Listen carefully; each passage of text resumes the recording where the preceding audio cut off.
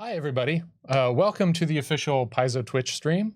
Today, we're going to be talking about the Game Mastery Guide and about creating monsters. I'm Logan Bonner. I'm the Pathfinder lead designer, and with me is... Adam Daigle. I'm the Pathfinder managing developer. Both of us have done a ton of monsters, especially Adam. He's been doing this forever and has done every cool monster that you ever liked. Adam probably wrote it. So, like I said, we're looking at Game Mastery Guide. We got our internal copies here in the office just recently. And we are going to be talking about how you can use the tools for creating monsters in here in your own game. This is part of a series because we're going to be talking about the Game Mastery Guide, which is releasing later this month. We're going to be having a few different streams about it, so keep coming back if you like this and you want to see what else is in the book. This part actually is already out because we decided to release the monster building stuff early, basically as soon as it was done. So you can find that on our website. And I think Peyton might drop the link here for you. Yeah, there it is. So if you want to follow along with us, you can get that file and check out what's in there. One of the things that is in that file is the art that's in this section, which depicts kind of three weird-looking monsters. We decided when we were working on this, it's like, let's do some monsters that we aren't going to publish. Let's just make some kind of intriguing-looking creatures. Little appetizers. Yeah, exactly. Yeah. So that you could look at them and be like, wow, what if I turned that into a monster? You know, just to kind of give you some ideas of the kind of stuff that we might not put in a book, but that you could do in your home game. But we are actually going to use one of those as fodder for this stream. So we're going to take a vote to see one of these that is going to get picked to be adapted live on stream. And then after this stream, we're going to put the stats up for it in some way, shape, or form so that the folks at home can use it. Kind of an unofficial, just for fun monster. An unofficial official. Unofficial. It's just on official Paizo. Don't take that too seriously. Yeah. The first thing we say to do when you're creating a monster, and this is pretty much always what we internally do when we're making a monster, is to think about the concept of it and kind of like some of the stuff we were talking about. Kind of like, what are its motivations? What does it do? How does it move about in the world? And, you know, occasionally there's a monster that's just like, it's mean. It lives underground and it bites things. It lives to fight. But I'm guessing this one is probably not that. So, chat, what do you kind of think this monster gets up to? And we'll kind of use that to get some ideas about it. Since we're starting with a piece of art, and this is something you can do at home, right? If like you're doing something for your home game, you can look around online or in books you have and like find a piece of art you like and then kind of make a creature out of it. So you have something you can kind of show your players. As long as you're, you know, publishing it, you can use whatever art you want for your home game. So we can see from this one that it's got kind of like this bag with some herbs sticking out of it. It's got this looks like a club. It wears clothes, which you know, not always a given with monsters. So we know that it's probably like relatively sophisticated, at least compared to like the weird like Cyclops, butterfly wing person. Claw boy. All right, we've got some suggestions of like being a spellcaster, hunting for silver in the ground. Like that's kind of an interesting hook. You know, you could kind of say that gives you a good idea of it, like where you might run into it, what it might do when you meet it, that kind of thing. The red eyes are throwing me though. Yeah. Yeah, you know. We can also do something that has red eyes and isn't totally like that's true horrifying. It could also be, you know, if it's mining for silver, that might just mean like it's got dark vision and that's why its eyes are red and something like that. You know, it's suited to the kind of underground environment. I could see that. We're getting some suggestions like ruffian rogue with primal spellcasting. So that would be there are the rules for making NPCs in here, which is like making another monster, but you kind of base things a little more on a class. I think we're probably going to go a little more on like the full monster route on this and not use like the NPC rules. To highlight that aspect instead of just NPCs. And to kind of see like, because you can kind of go wherever you want with it and you can pick and choose what you want. You can use as much or as little class-based stuff as possible. And the rules are kind of built around telling you about how much stuff, how many different things to use rather than getting super deep into the character building style details. Not red eyes, infrared eyes. Yeah, there we go. All right, so I kind of like the mining for silver kind of idea. Yeah. So why don't we kind of start with that as a basis? We've got some evil cultist suggestions. Those two things are not mutually exclusive. What does it use the silver for? That's a good question. Maybe we're gonna have to answer that. Yeah. Maybe it hunts down lycanthropes. Oh, that could be interesting. Is it itself a lycanthrope that hunts lycanthropes? That's a possibility. So let's. Adam's got the stat block here, and we're going to start filling out some parts of that. So the first thing we kind of do is for building the stats for it is picking its level, because that's going to tell us a lot about it. I'm guessing if it's like a minor and it's probably on the material plane, it's probably not living in a far off plane, so it's probably on the low side level wise. What level are folks thinking there in chat? Shoot us that, and we're also going to go pretty soon into some of the other stuff you can see there. Its alignment, its size, and some of the other traits about it. We're seeing like level 7, 5, 6, so kind of like low but not super low end. I'm feeling 5. All right. Which so Adam, looks like a lot of chat is there's a lot of 5s in there. thing. All right, so let's throw in 5. One of the things we often do if we're doing something internal is looking at the level, we'll look at all the other monsters in that band and make sure this is kind of doing something different. That doesn't really matter for this stream because it's kind of an unofficial monster. It's more of a concern when you're building a book and you have to balance. You don't want it all weighted on one side. Yeah. So we're going to have a level 5. There's a helpful part of this monster creation document that goes through kind of the main creature type traits. So it has, fiend and humanoid, fey, and all that.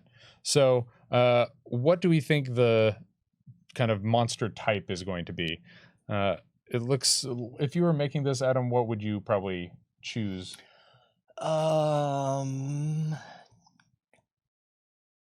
Maybe humanoid. Yeah. I like a good humanoid. It's one of my favorite things is because if it feels kind of human but just a little different, that's one I like. But I think chat seems to like fey. Yeah. There's a few demon advocates, but I'm personally not really feeling that with this piece. So let's do fey. That sounds good to me. Okay.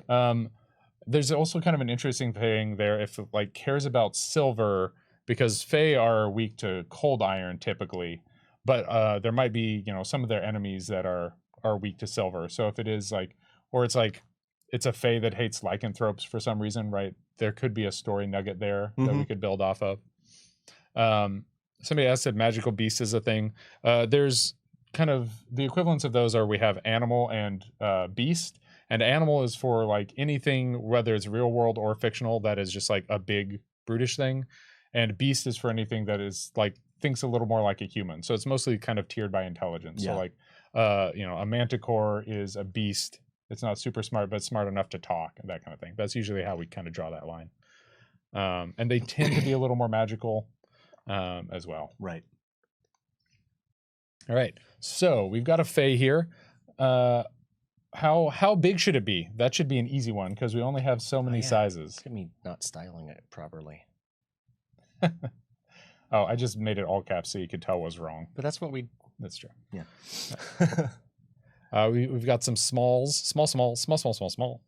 I think small is probably going to carry it. Yeah, small or medium is... I'm in full agreement with everyone saying that. Now, as a fey, there are some kind of tendencies for a fey for alignment.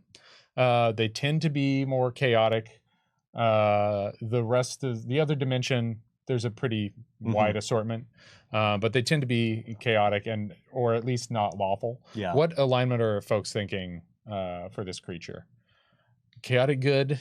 You've got a chaotic panda, which is not an official alignment. This is not an official monster. So CP. But so it could be chaotic panda.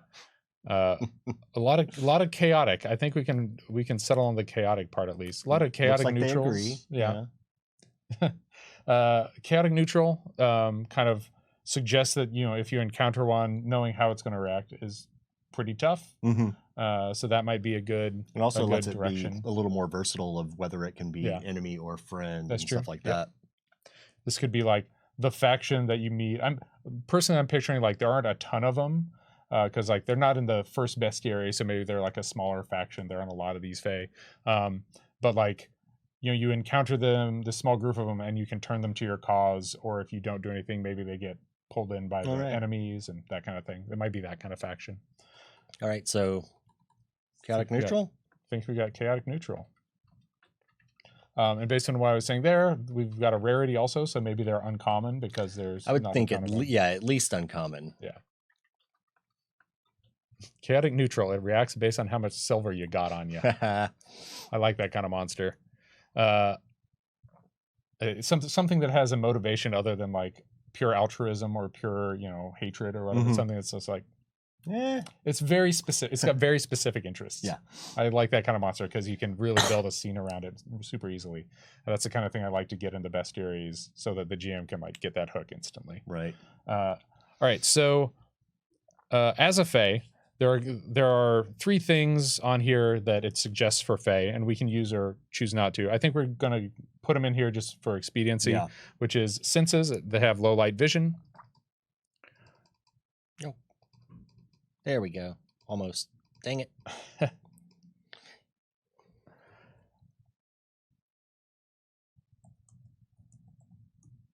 For their languages, they have Aklo, Sylvan, or both. So I'm guessing this one probably has Sylvan. What do they think? What do you think, chat? Sylvan, Aklo, or both? And then it's going to have a weakness to cold iron. And we'll fill in that number later. So for level, actually, we'll just go ahead and do it. For level 5, it usually ranges from 4 to 8. So 5 is probably good. Okay, you want me to go ahead and pop that in there? Yeah. Lots of Sylvans. Lots of boths. It's about 50-50. Sylvan. All right, so probably Sylvan. Okay. Somebody suggested Silver Sense. So maybe those red eyes, they can see silver. That's pretty rad. So they don't have to ask how much silver you got on you. They already know. Oh, should we all one word that? Oh, geez. Oh, no. We usually do 2 words. Yeah. But we're going to clean this stat block up a little when we're done, too. We're kind of, effectively, this is the notes that we're then going to turn into the full stat block later. And so, like, usually you'd have a write-up of what Silver Sense means. We're going to skip that step because that's something that if you're writing it for your home game, you probably don't even need to bother writing it up. But we're going to kind of write it up later for the stat block. So the next step is picking the ability modifiers. And I find this can really like inform you on a whole lot of stuff about the creature. So we're going to go ahead and do that step. For a lot of this, we're going to kind of skip over some of the numerical stuff because there's a table, you just fill in the numbers and you check them later. But the ability modifiers can really, especially I think with chat's help. Yeah. So how strong should this creature be? And you don't need to give numbers, just say like high, low. Or some folks giving us a whole array. High strength and charisma. A suggestion for wisdom. A fair number of, someone suggested a name, Babature. All right, so getting a lot of medium strengths. So medium strength around that level could be up to like +4. If we think it's going to be like fighting using its strength, we probably don't want to put it too much lower than that. Yeah. All right, so 4? Yeah. How about Dex?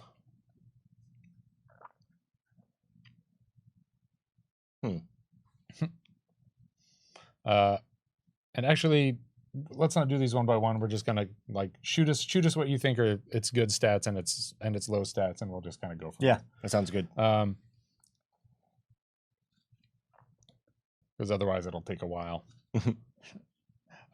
There's a table in here that has kind of the ability modifier scales because it works a little differently for creatures than PCs. Just because PCs have a lot of ways to get bonuses and monsters tend not to. So we kind of like to make sure they've got enough in there that if they need to like do a skill they're untrained with, they have a reasonable chance of success for what's going on there. All right. We're getting a wide variety of opinions. Yeah, we're kind of all over the place here. What are some of your favorites you're seeing in there, Adam? Well, I just popped in. There was a lot of call for charisma, so I went ahead and put a +4 there as well. Okay. And it depends if we want it to be like a really high charisma, or if we want it to be like if that's its main stat, or if it's kind of more. Well, like, right now I'm kind of but not amazing. Wiggly on that because I don't know what it's necessarily going to use that for. Yeah. Do we think that they are? We could always adjust. And that's the other thing is, even though that's the next step, we can always go back and adjust. Yeah. Right. So let's kind of fill in kind of the basics. Seeing a fair number of, like, people are pretty divided on how smart it should be. There's level 5. Yeah. Kind of goes from 5, 4, 2. I don't think it's low, so yeah. I think it's at least moderate. There's also for intelligence, we're a little more flexible a lot of times too, because you'll see, like, if something is kind of as smart as the average human, it's usually still 0, but not necessarily. So we're kind of moderate across the board, huh? We don't have any extreme or highs. Yeah. Yeah, and what we might do is just kind of come back after we figured out a little more and kind of like drop in what we think it's really good at later on. That's always an option. I don't want it to... You know what might be instructive, actually? Let's talk about skills. Okay, because if we figure out what skills it's good at, then we can kind of backfill which ability modifiers it's good at. So throw out some skills you think, okay, put in silver lore, and then people can start suggesting skills in the chat. Someone asked if Pathfinder has negative modifiers. We do. Those are especially for, we usually like a monster at level 5 or so. It's going to only appear if it's like a really big weakness, like it's really dumb, or it's really uncharismatic. Like an ooze. Yeah. Having, stellar decks. Yeah. The low intelligences are pretty common up throughout the levels. All right. So silver lore. Let's see what we're seeing. Acrobatics, survival, thievery, diplomacy to negotiate for silver, nature, acrobatics, and deception. I like nature because it kind of has that bag of herbs with it there. I think that's a good fit for sure. Survival, nature, stealth. Ooh, I kind of like the stealth bit. Yeah, I do too. How many does it suggest number of skills? How many skills? I can't remember if we put anything in there about that. We said most creatures have at least 1 high skill, but no more than 3. That's kind of the main thing, is because skills are pretty flexible. You can kind of do a large number. It's mostly keeping it from being really great at a huge array of things. So usually there's only going to be a couple, and we aren't really filling in the bonuses yet. Honestly, we're probably going to wait on that till after the chat. So it's kind of flexible in the number of skills. I would say probably 5 or 6 for like a pretty social creature, which it sounds like these are kind of medium social. So I'd probably say around they're probably 4 or 5 loner, but they'll still talk to you. Yeah. So do you think we should go? I've seen a couple of deceptions or diplomacy. Yeah. Do you feel like that? I think fits? I saw more diplomacy. Yeah. I think there's quite a bit of that. So we'll kind of say they're more of a talk first kind of creature. How do you feel about any of the more physical ones like acrobatics or athletics? I think part of that depends. If they're going to be mining, then athletics I think is a good fit. Yeah. If they're kind of red panda-y, they might be climbing trees and stuff. So I think athletics. Yeah, I was thinking good. The climbing bit. Probably like a moderate athletics, which would be like a 12 at this level. I think that's pretty solid. I'm just going to go ahead and keep that number in there, so we're thinking about what we just said there. And then if we kind of look at these skills. Kind of like we were saying, they are kind of all over the place, right? Except they have a couple wisdom skills, but there's still a lot of flexibility there. So, again, we'll maybe come back to this after we do saving throws, because that's going to be the next thing that's really kind of really feels closely tied to your ability modifiers. So let's go ahead to the next part of this, which is perception. We kind of skipped ahead to skills, but we're going to do perception now. So how perceptive do you think this is? We already know it's got like the red eyes. We know that it's got low light vision. It's got silver sense. So how perceptive do we want this creature to be? I'm thinking like probably in the high to moderate range. Yeah, So it wouldn't be low, but maybe not all the way to high. What's the gap? So what's the gap between those? The gap is 12 to 15. So probably like 13. Yeah, I like it. People are saying extreme perception. They really want it to be, be on to you no matter what you do. What? I'll go 14. All right. We could even go 15. Let's go 15 and do high. One thing you'll keep in mind when you're doing this is like if you're giving it a high perception, for example, it probably needs to be weak somewhere else because perception is a pretty important stat. So sometimes when you're doing creatures, you're going to be doing a little bit of push and pull. And we talk about that in the section, kind of about how you're going to set up its high points and its low points, because you want a creature where different strategies are going to do different things against it. So there's languages. Folks can shout out some languages. We already know it's got Sylvan. If there are a couple others you think would be neat, go ahead and drop those in the chat. But we're going to kind of skip ahead to... Someone was asking if that's the picture. And yes, that's the picture. Yeah, that's what we're building. Yeah, that's one of the pictures out of the Game Mastery guide, if you weren't here for the start of this. And folks voted on which one we were going to do. We're kind of going to do an unofficial version of the illustrations that are in this section of the Game Mastery guide. So... languages, if you see Adam, just if you see any in there, go ahead and drop them in. Okay. Common, weird. What a weird suggestion. It's almost like you wanted to be able to talk to the party. No, let's make an incredibly frustrating monster. Oh, yeah, we could do that too. Hey, we appreciate you going out and shoveling snow. That's a good deed. It's important to do. We have not had to do that here because it's just been raining constantly for like the last week. So the next step here is items, which is going to depend on your monster, whether you have any. This one clearly has a few items on it. We're probably going to want to give it a club. Like you see there. At its level, it's just going to be a normal club. And again, we'll fill in its strike for that later. The AC, do people think this is a strongly defensive monster? My inclination is it's probably not. It's probably middle ground. Yeah, probably in the middle. So, nobody's been like, oh, they're horribly difficult to hit, right? That hasn't come up in the concepting. So we'll probably give it about a 21 AC. Surprising number of low ACs. Oh, low ACs. Huh. Okay. Well, maybe it's a lover, not a fighter. So the low end is 19, moderate is 21. So somewhere in there, Adam, will be good. Then let's talk about saving throws. And again, this is going to be something that might clarify kind of that ability modifier discussion. Again, it's always fun to do this in whatever order makes sense. A lot of times it'll be like, I found this cool spell and I want a monster that uses this spell and its theme fits around that. You might build the whole thing reverse engineered from like a cool spell you want it to cast. That's an entirely fine thing to do. So let's talk about those saving throws. Let's just kind of do this the fast way, which is assign a high save, a moderate save, and a low save. So give us your votes for, by which I mean your comments. That's a Crazy Stitches formatting there is great. Just do your highest greater than your medium greater than your lowest.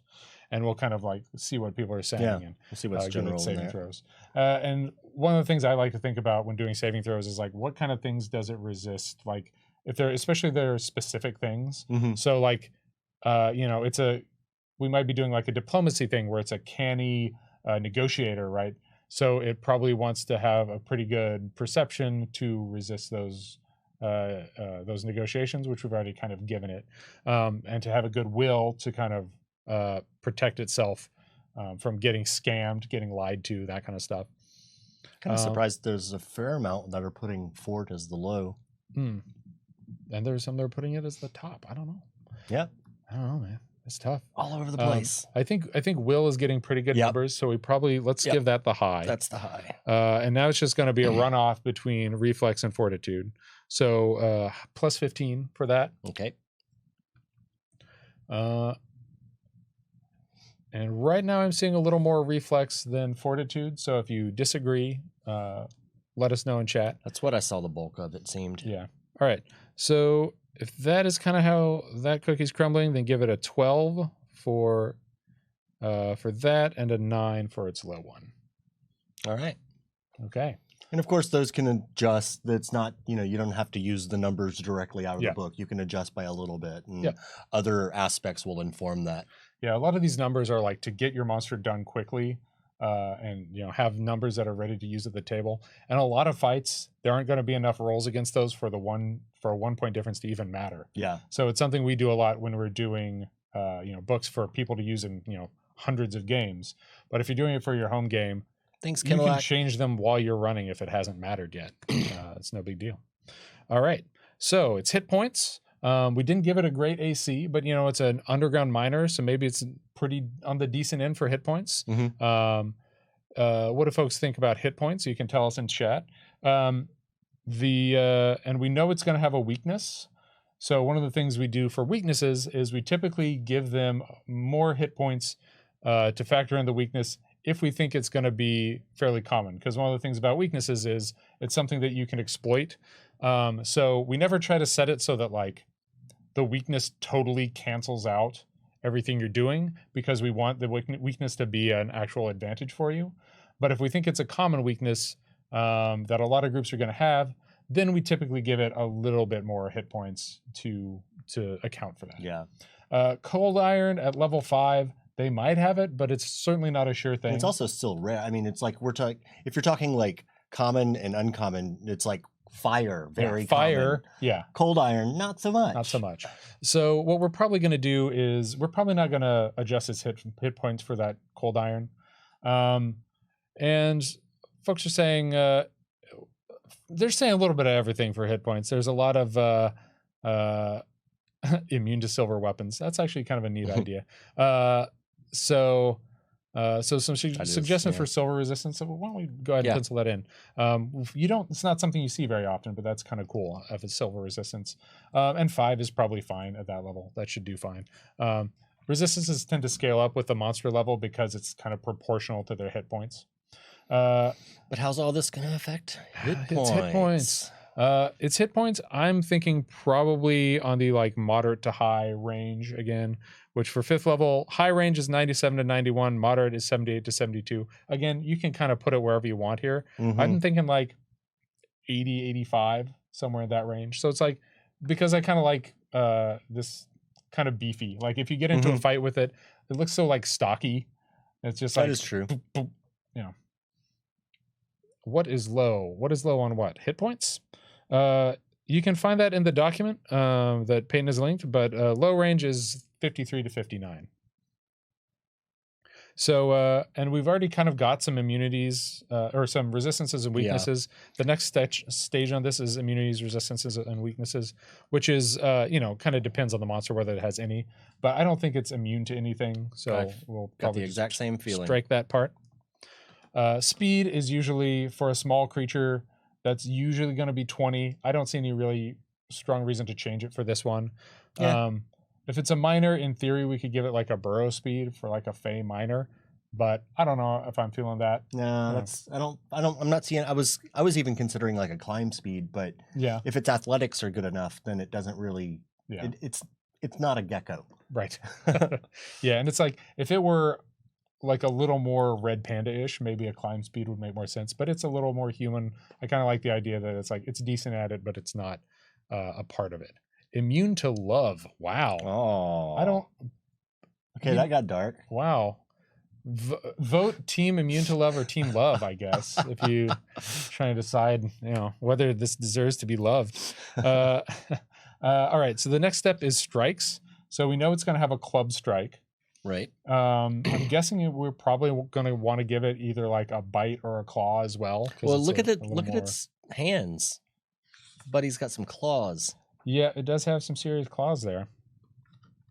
And one thing giving it a claw strike does is when you're doing the strikes, you kind of look at its attack routines. If it's got this club in one hand, that means we can give it an agile claw attack that's still pretty decent.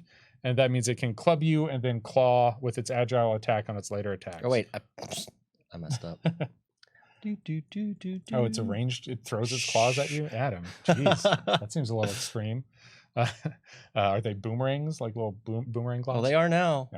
Yeah. So giving it an agile attack means that it can get kind of like better accuracy but lower damage on its later attacks in the round, and that can mean that it gets a little bit more done in a way that is really obvious to the players, which is nice. Crazy Stitch wants us to give him a boomerang. I kind of like that idea. That would look rad. I don't.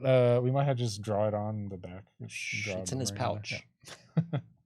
It's a collapsible boomerang. So I'm having issues. Yeah, and I don't think we have stats for the boomerang, but we can do like we can make them up. Star knife, basically. Yeah, it's pretty close. Logan, we're paid to make things up. Yeah, we can just make things up. Go up to items and put boomerang in there. I think we're gonna just make it a normal boomerang, not a boomerang claw. Someone suggests a bag of holding. That would account for the boomerang. Oh, jeez. However, one of the things we do look at is we have a table here that kind of says like what items are safe to give out on a monster at certain levels. So, for example, at this creature's level, a level 1 item is safe, and a bag of holding is a higher level than that. Now, that is for if you're just going to use them willy-nilly. However, if like you want, if your party's at a level where a bag of holding is an okay piece of treasure, you can have one of these creatures with a bag of holding because that's just kind of part of your treasure allotment. These kind of safe items are one that it's like if you get 20 of these, it's not going to mean the PCs are overpowered. Right. So for a lot of home games, that's not going to matter as much. And we'll do the damage for the strikes offline and stuff. Okay. A lot of creatures that use like manufactured weapons, sometimes you have to do some fiddling to kind of get them a little more damage. And so since this is maybe a little stealthier, it might have sneak attack or something like that, or it might have some type of other special ability that lets it do more damage. We'll kind of come back to that. How do people, because we were talking about kind of the concept of, I think we have a pretty good idea of kind of how you interact with them. Like they're a little standoffish, but if you've got silver, they're willing to talk. What do we think if things go poorly in this negotiation?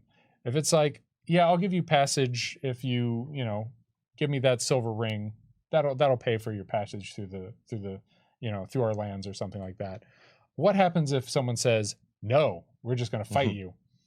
What do we think this does in combat? We already know it's kind of got like a couple attacks. Someone suggests silver weapons. So yeah, it could have sense. Like silver weapons. It's got a silver boomerang. Uses tail. I think I saw really early on somebody said like they trip you. Like maybe it uses tail to trip you while it's fighting you. And if we did give it something like sneak attack, then it could trip you and then hit you when you're on the ground to get its sneak attack. That might be cool. So maybe we give it like a special tail attack or something like that. It could be like its own. It could be like a special ability. Do some sort of 2-action fancy like ability. Knock you down and shank you. Yep. Someone said they cause silver to heat up. Just kind of a neat, like a little more magical ability, which if they're Fae, like having some magical abilities is usually, standard for Fae. Someone earlier, like way earlier when we were talking languages and stuff, was saying that speak with animals. Oh, yeah. Be good. Yeah. So I think that should be either be up in languages or set it as one of the spells. Yeah. That's a good idea. Firefly Arc ad said reaction ? So the way we do reactions is it kind of depends on like how many you're going to encounter at one time and how complicated you want the interaction to be. So if it was like, we think, my group is, 8th level and they're going to encounter a whole ton of these, then like giving them a reaction that happens often might mean that like, oh, you've just made your encounter really complex. Whereas like if you're going to encounter 1 or 2 of them, having a reaction in there might be a cool idea. Like if you're building this for your home game, you get to kind of toggle those things as you see fit to make it kind of match how you're going to use it. Since we're kind of doing this without the full context of how someone's using it, then it's kind of a different process because we're kind of trying to make the overall complexity of the monster not too high, but we don't necessarily know what type of numbers they're going to appear. Right. The creature should fight as a last resort, but is fierce like a honey badger when it does fight. That makes sense. Interesting idea, yeah. That's kind of how I was feeling it too. It's like these don't go out looking for fights. Yeah. But Stocky Boy down here can hold his own. Yeah. It's kind of the one. It's like you don't want to make it put down its beer, right? Because that's when you know you're in trouble. Just be cool. Yeah. Eat silver and heal like it's a potion. I like that. Okay, that's pretty neat. So like maybe it straight up eats a silver piece or something equivalent, right? And just whoop.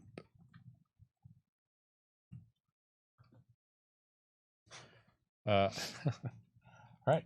Yeah, and Adam's got some kind of notes there. The abilities can be like fairly complicated, so he's just kind of taking notes, and we'll kind of flesh those out. We'll build it out later. I'm not going to get precise wording on all of these abilities on there. Right. Not immune to beer. And on a Friday of all days. It's gluten intolerant. Oh, poor fella. Oh, that's why they eat silver. No gluten. You heard it here first, folks. There's always vodka. All right. So, yeah, I don't think the laser eyes are happening in grading. I'm sorry about that. So, I don't know. Adam? What do you think it's still missing at this point? We've talked about some of the things we can do with it for its. I honestly think that it probably would have. I don't know. I was debating on whether it would have any sort of spells, like spell-like ability type things, like innate spells, or like it wouldn't be a caster or it wouldn't be a prepared or whatever. Right, but it would like a lot of Fae or and gnomes even have. Yeah. I would kind of see like some innate spells, but not like combat spells. Yeah. Right? Yeah. Like the speak with animals idea earlier, or that kind of thing. Like some of those more kind of utility spells, illusions and enchantments, that could be cool. Like that's a very Fae themed kind of thing. And what kind of illusions and enchantments do you think this creature would cast? Invisibility, charm, something like invisibility. I would have to kind of see like I don't feel like there's anything in its backstory that we talked about so far that would point you toward invisibility. Well, would it need? Yeah, it doesn't really as opposed call to like this is a significantly higher level, but something like pass wall. If you're a miner, it's like, oh yeah, pass wall. That's really useful. I'm just gonna put some notes back behind here. Yeah. And we currently have it. It has low light vision, which means like giving it dancing lights or light might be like kind of what it uses underground, kind of in the dark. I could see that. Control Earth might be a little too strong for it right now. Yeah. Although that is a combat-y one, but still. Yeah. One's not but bad. It's one that like you can see it being useful in other situations too. Summon animal. Yeah, that's interesting. And we're gonna figure out kind of like the levels and the quantity of these a little bit later. Just because there's kind of like a little more counterbalancing. And the book does give advice. Yeah, it talks plenty about whether what levels to set your spells at, how many are suggested, and things to think about. Yeah, and it tells you like what spell DC to put and that kind of thing. Yeah, that's all in there. One of the things that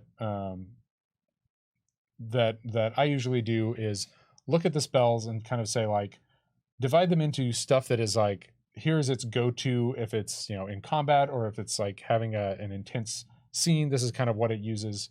It's kind of big thing, and then the rest is kind of like this is kind of color for how it does things in the world. So something like dancing lights, that's not going to be like its big go-to combat spell, but it is going to be something that that kind of tells you a little more about it and gives it a little more. It feels like it has a place in the world. Right.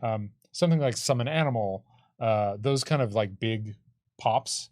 You kind of want to put those in at a quantity where it does that pop and then it moves on to its other thing. Like unless you're picturing this being like a primary spellcaster, which I don't think we're really looking at, then it probably has like one summon animal and one glitter dust, something like that.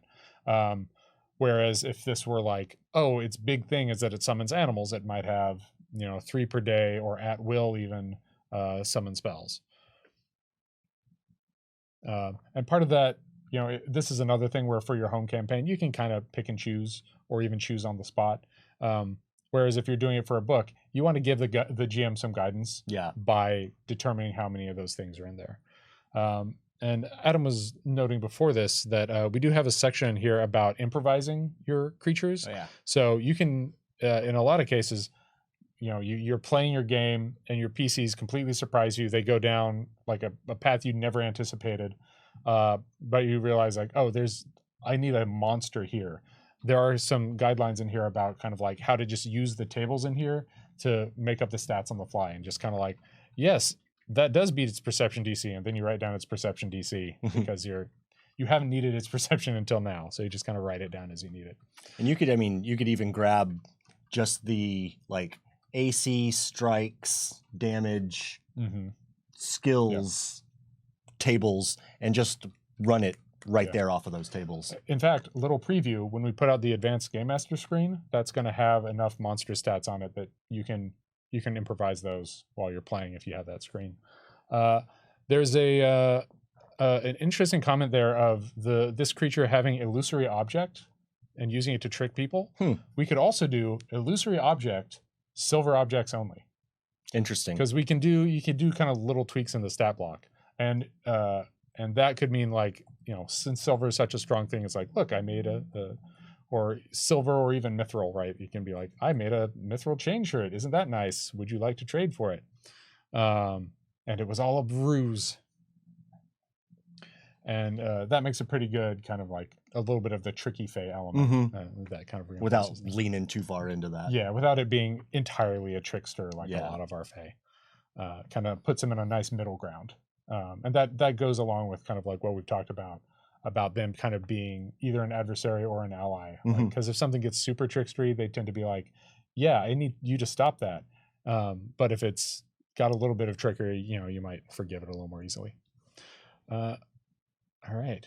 So we've got kind of like most of the basics here. We've got a few more abilities to slot in, some spells to kind of rearrange and stuff like that. What we don't have is a name for this creature.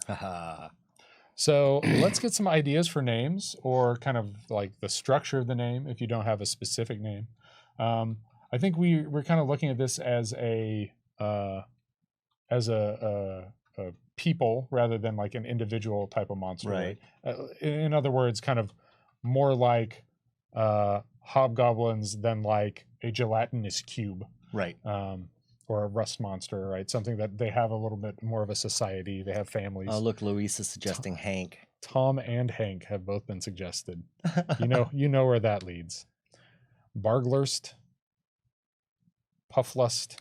I think we're going to keep lust out of the run. And also, I do want to say that naming monsters is probably one of the hardest parts of making a monster. Especially not making it just sound like a string of letters, right? Just like, oh, there's some syllables here. Let's see what I get if I do the. Yeah, see, no one wants that. Babature, Brad Pitt, Snufflegut. Snufflegut, I feel like is what James Jacobs would name it. No.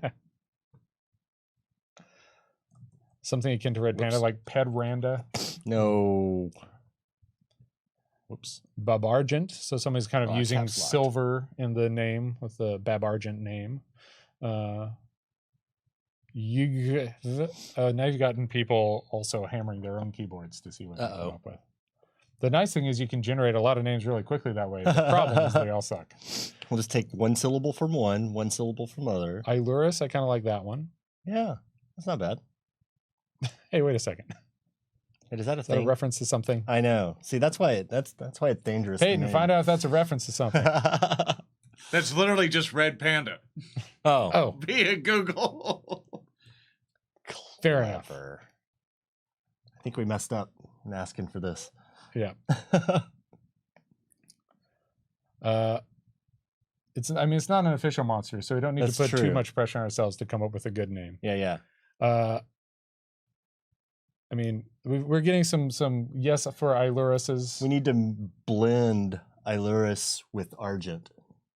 So we can have Argilurus. 2 real-world references to mash into a fake name. No, we don't necessarily. have to do it. Argent Ilurus. Iluran, that does kind of sound like how we tend to name our groups. Sylvelis, I kind of like that. Makes me think of a Sylvestri. Yeah.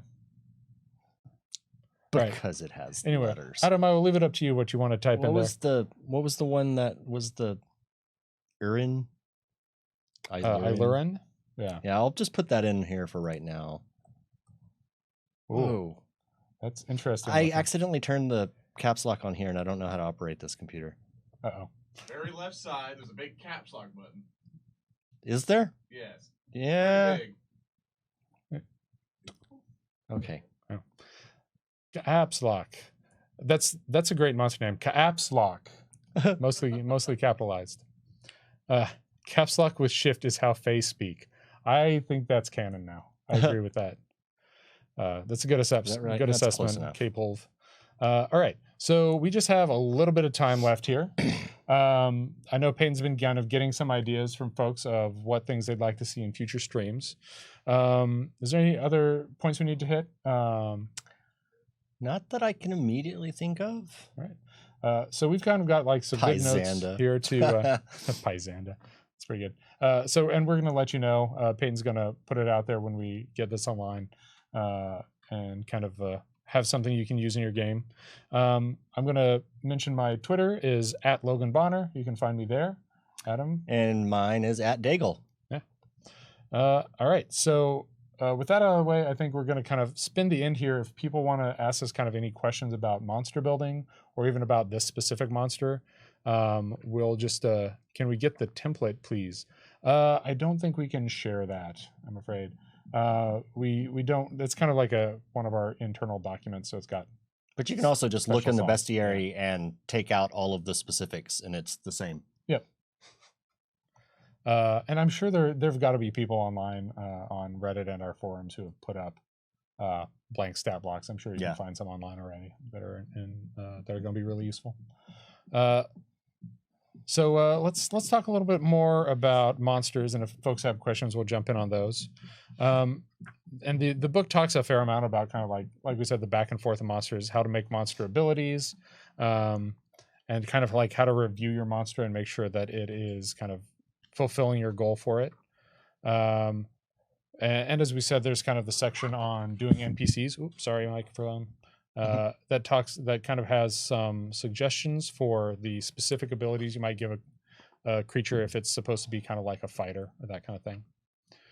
Got a question that says, where can we send freelance resumes? Adam, I know you've done a stream. Do you remember off the top of your head? I don't remember where I said. Get a hold of us? No. Okay.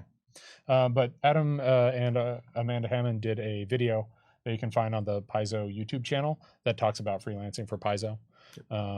And if you try to send us this monster, we're going to know because we made it. So don't do that.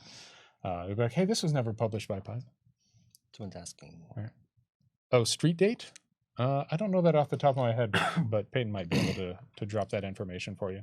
The weird thing about working on these books is it's feels like it's been gone for so long by the time it actually comes out that I just completely lose track of what's happening at all. It's like, oh, I know it's in February. For me, that's pretty good. And on the complete flip side is I find myself being extra guarded when asking about future products because I'm like, has that been announced yet? Yeah, when I was talking about the advanced GM screen, it's like, I think we announced that. I think we did. Yeah. Well, because it was supposed to come out at the same time. Ago, as the Gamemastery guide. Yeah. So how much has the monster building chapter changed between that early release and the final book, if at all? Not much, because we wanted to get it pretty much done before we released it. So people didn't have to be like, oh, all my monsters are wrong now. And we actually or feel like they're monsters. We didn't release it until it was already sent to the printer. The whole book wasn't, but we had basically said that was finalized. Yeah, because we decided to all right, we're gonna get that one. We're gonna sprint on that one. Make sure it gets all its edit passes a little earlier than everything else, because we knew people were waiting for it. We wanted to get it out there. How to get a monster with low level and make it a CR 18, for example. Okay, so you're talking about kind of like really boosting a monster way higher than it was intended to be played, or vice versa, taking a really high level monster, making it lower. We have the elite and weak adjustments for moving something by like 1 level, because that's about the spot where it's not going to make a huge difference. But doing something like taking a level 3 and making it level 18, that's a really big challenge. Honestly, my real answer to that is look at which of its stats are good, look at which of its stats are bad, and look at like the main abilities you want to maintain, the main themes you want to maintain. Jot those down, and then build the stat block from scratch using those as your guide. So, for example, if you look at its saving throws and you compare them to the table of saving throws, just jot down like, oh, it's got a low will and a medium fortitude and a high reflex, and then come back and just fill in those numbers from scratch. Because if you try to just scale it up, it's going to kind of break in a lot of weird ways. Yeah. And you're also going to need to look at things that that matter in the early game and don't matter in the late game, or that don't exist in the early game and do in the late game. So, for example, if the level 3 version can't fly or do any ranged attacks, at level 18, anyone who can fly is just going to destroy it. So look out for that kind of stuff and kind of scale it up as you need to. One thing that really helps is looking at like the spells that start coming into play.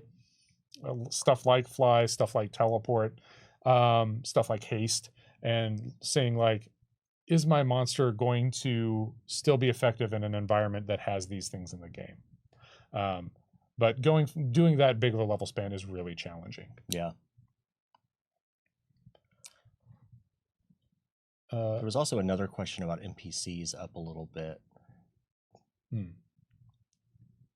But I'm there also, it is. Ta-da! Oh, you got it? I think you might be able to answer that anything one really about well. building NPCs with suggestions for future classes like the ones in the APG?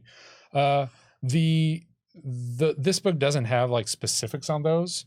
This one just talks about the core robot classes. So I'm not sure how or if we're going to get that information out eventually, but the stuff in here is mostly suggestions. Right. It kind of just boils down the basics of the class and the class abilities to like a short list. So this is very convenient, but it's not necessary to convert the thing. What you're going to do if you're converting, say, a witch is kind of look at the core cool things about the witch and strip those down to something that you know is going to be like the most prominent thing. That's the main thing that these class roadmaps do, is kind of, it cuts out all the parts that aren't essential to making a monster feel like that type of PC, and just kind of gives you that part. And yeah, so you would say that using this page, the class roadmaps and class abilities, that's the best way to like make a monster with class levels? Right, yeah, right. It is. So if you were doing like a witch, the best thing to do is to look at which class is the most similar to the witch and kind of start there, and then swap out. So say you're like, oh, a wizard is closest to the type of witch I want to make. Start with the wizard, and then remove like drain bonded item and put in some hexes, kind of fiddle with it that way. That's a pretty easy way to do it. There's a fraught question. Rules for making ancestries. Rules for making ancestries. Those are not in this book. This book has like rules for making creatures, rules for making items and hazards. But something like an ancestry or a class is so involved that we haven't released any information on that. This also has information on kind of on more involved backgrounds, and you can also use that to make your own backgrounds. Though backgrounds are pretty simple to make on your own. We want to keep those really simple, which means that they're easier to design than a lot of other things. I also saw a question about whether there are any templates other than advanced or weakening. So the elite and the weak creatures are the ones we have in the bestiaries. There's also, I believe, in Interseed Gods and Magic, there are some suggestions for how to make a creature kind of fit with a deity. So that's going to be really interesting.